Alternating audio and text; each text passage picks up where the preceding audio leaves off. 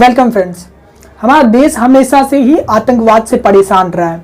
आतंकवादियों ने हमें इतने सारे घाव दिए हैं जिन्हें कभी भरा नहीं जा सकता। आतंकवाद ने न जाने कितने मासूमों की जानें ली है, न जाने कितने घरों को बर्बाद कर दिया है, और इन सब का सबसे बड़ा गुनहगार आतंकवादी मोहम्मद मसूद अजहर अलवी है।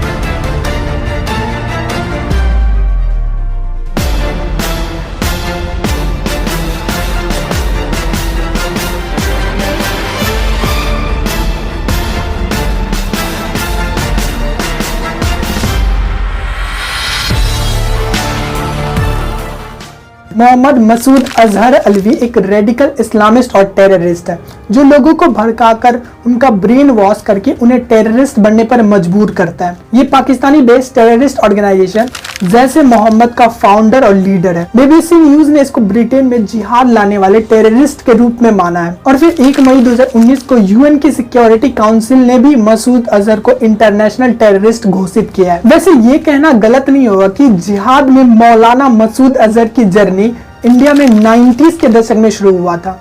दरअसल अजहर की नजर इंडिया पर हमेशा से ही थी। मौलाना मसूद अजहर 1968 में पाकिस्तान के भावलपुर में एक मिडिल क्लास घर में पैदा हुआ था। इसने क्लास 8 के बाद मेन स्ट्रीम स्कूल को छोड़कर जामिया उलूम इस्लामिक स्कूल को ज्वाइन कर लिया। ये स्कूल पूरी तरह से अफगानिस्तान और कश्मीर में एक्टिव टेररिस्ट ऑर्गेनाइजेशन के लीडर के प्रभाव में था। मसूद अजहर 21 साल का था जब वो टेररिस्ट बनने के ट्रेनिंग के लिए अफगानिस्तान के एक ट्रेनिंग कैंप में गया था। वापस आकर उसने सदा-ए-मुजाहिद नाम का मैगजीन निकाला जिसमें उसने टेररिस्ट ऑर्गेनाइजेशन हरकत उल मुजाहिदीन पर आर्टिकल पोस्ट करना शुरू कर दिया। देन हरकत के लीडर्स ने उसको टेररिस्ट को मोटिवेट करने के लिए अपॉइंट कर लिया, जो वो आज भी कर रहा है। 1993 में हरकत उल अंसार टेररिस्ट ऑर्गेनाइजेशन बनाया गया और अजहर हरकत उल अंसार का जनरल सेक्रेटरी बन गया। सेक्रेटरी बनने के बाद इसका काम फंड जमा करना और पैन इस्लामिज्म को फैलाना था। पैन इस्लामिज्म बेसिकली एक पॉलिटिकल मूवमेंट है जो एक इस्लामिक कंट्री या फिर स्टेट के अंदर मुस्लिम की यूनिटी की बात करता है।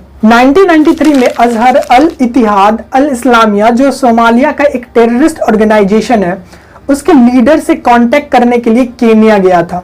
देन कुछ टाइम बाद मसूद अजहर फंड रेजिंग और रिक्रूटमेंट के लिए यूनाइटेड किंगडम गया था। जिहाद का उसका ये मैसेज ब्रिटेन के कुछ प्रेस्टिजियस इस्लामिक इंस्टीट्यूशन में भी दिया गया था। 1994 में हरकत उल जिहाद अल इस्लामी और हरकत उल मुजाहिदीन के बीच कुछ तनाव हो गया था, जिसको खत्म करने के लिए मसूद अजहर फेक आइडेंटिटी बनाकर श्रीनगर आया था, जहां उसे फरवरी में अंतनान डिस्ट्रिक्ट के खानबाल सिटी में अरेस्ट कर लिया गया और उसे श्रीनगर के बदामी बाग कंटोनमेंट जेल में रखा गया। बाद में अजहर को दिल्ली के तिहाड़ जेल और फिर जम्मू के कोट बलवाल जेल में शिफ्ट कर दिया गया। कुछ टाइम बाद जुलाई 1995 में जम्मू कश्मीर घूमने आए 6 वेस्टर्न टेररिस्ट को किडनैप कर लिया गया। किडनैपर्स ने खुद को अल फरहान बताया, जो हरकत उल मुजाहिदीन के स्यूडोनिम है। टेररिस्टों की डिमांड थी कि इन 6 टूरिस्ट के बदले मसूद अजहर को रिलीज कर दिया जाए, बट अजहर को उस टाइम रिलीज नहीं किया गया। इस इंसिडेंट के 4 साल बाद दिसंबर 99 में इंडियन एयरलाइंस फ्लाइट IC-814 जो नेपाल के काठमांडू से न्यू दिल्ली आ रही थी, टेररिस्टों ने इस फ्लाइट को हाईजैक करके अफगानिस्तान के कंधार ले गया। उस टाइम कंधार पर तालिबान का कंट्रोल था, जिसे पाकिस्तान की एजेंसी ISI का भी सपोर्ट था। टेररिस्टों की डिमांड इन फ्लाइट के पैसेंजर के बदले 3 टेररिस्ट, जिसमें एक मसूद अजहर भी था। अजहर को इंडियन गवर्नमेंट के द्वारा फ्री कर दिया गया। ये गवर्नमेंट की अब तक की सबसे बड़ी गलती थी। फ्री होने के बाद अजहर और सारे हाईजैकर टेररिस्ट पाकिस्तान भाग गए।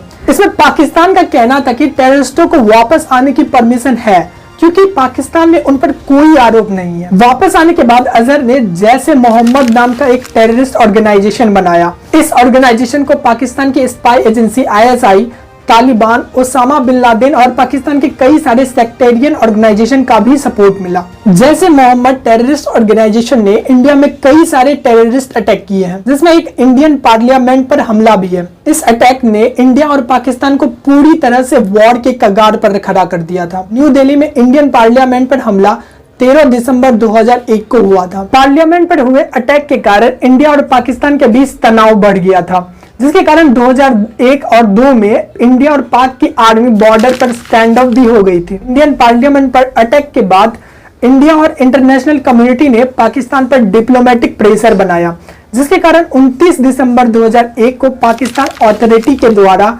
मसूद अजहर को 1 साल के लिए डिटेन कर लिया गया। लेकिन पाकिस्तान ने कभी भी फॉर्मल रूप से टेररिस्ट अजहर पर एलिगेशन नहीं लगाया। अजहर को लाहौर कोर्ट ने 14 दिसंबर 2002 को फ्री कर दिया। उसके बाद अजहर को पाकिस्तान ने कभी भी अरेस्ट नहीं किया। 2008 मुंबई अटैक, जिसको 26/11 मुंबई अटैक भी कहा जाता है, ये एक ऐसा टेररिस्ट अटैक था जिसने पूरे भारत को झकझोर दिया था। इंटरनेशनल प्रेशर के कारण जब पाकिस्तान ने 2008 के मुंबई अटैक के सिलसिले में मुजफ्फराबाद में मिलिट्री रेड किया, तो उसमें कुछ टेररिस्टों को अरेस्ट किया गया था, जिसमें ये क्लेम किया गया था कि उन टेररिस्ट में एक मसूद अजहर भी है। बट पाकिस्तान की गवर्नमेंट ने अजहर को अरेस्ट करने से इनकार कर दिया।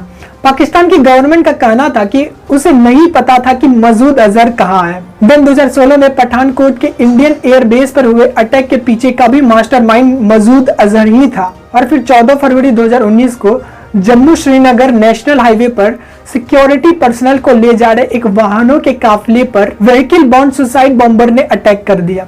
इस अटैक में 44 सीआरपीएफ के पर्सनल शहीद हो गए थे।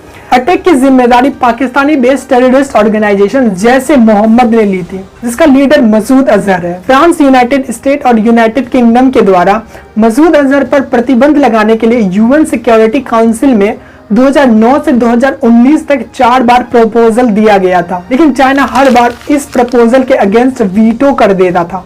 बट फाइनली मई 2019 में अल कायदा और तालिबान सैंक्शन कमेटी ने मसूद अजहर को एक ग्लोबल टेररिस्ट घोषित कर दिया। मसूद अजहर ने हमारे देश को इतने सारे घाव दिए हैं जिसे कभी भुलाया नहीं जा सकता। इंडिया में आज तक जितने भी टेररिस्ट अटैक हुए हैं, उन अटैक्स के पीछे ज्यादातर हाथ मसूद अजहर का ही होता है। अमेरिका ने जैसे 9/11 के हमले के मास्टरमाइंड ओसामा बिन लादेन को मारा था, उसी तरह इंडिया को भी मसूद अजहर जैसे टेररिस्ट को ढूंढकर मार देना चाहिए।